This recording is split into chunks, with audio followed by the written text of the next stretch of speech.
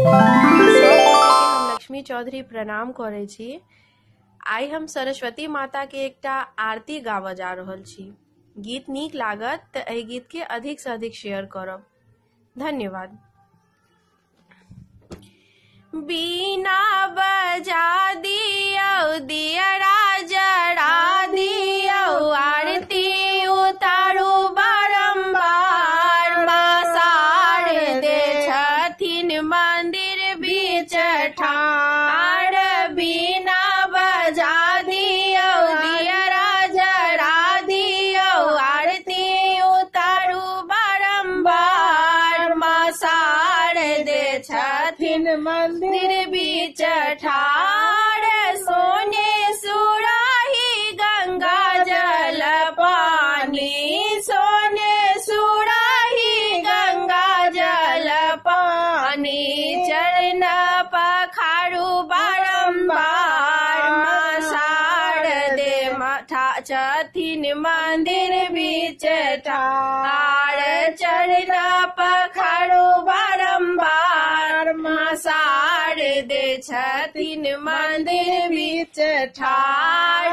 बीना बजा दियौ, दियरा जरा दियौ, आरती उतारू बारंबार। माँ शारदे छथिन मंदिर बीच ठाड़। सोने सिंहासन कमल आसन, सोने सिंहासन कमल आसन।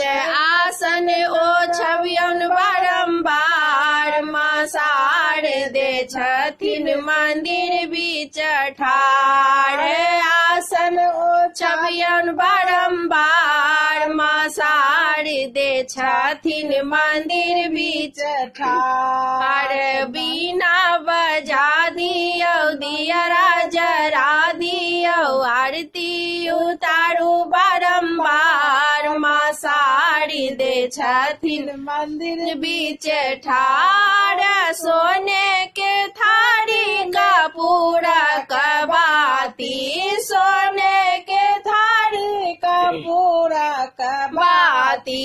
दियरा जराऊ बारंबार। माँ शारदे छथिन मंदिर बीच ठाड़।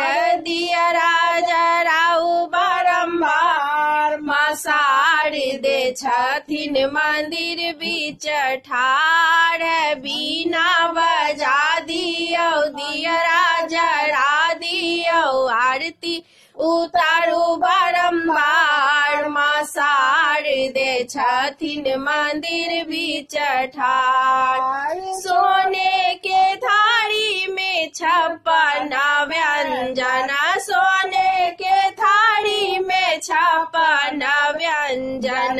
भोग लगाऊ बारंबार। माँ शारदे छथिन मंदिर बीच ठाड़।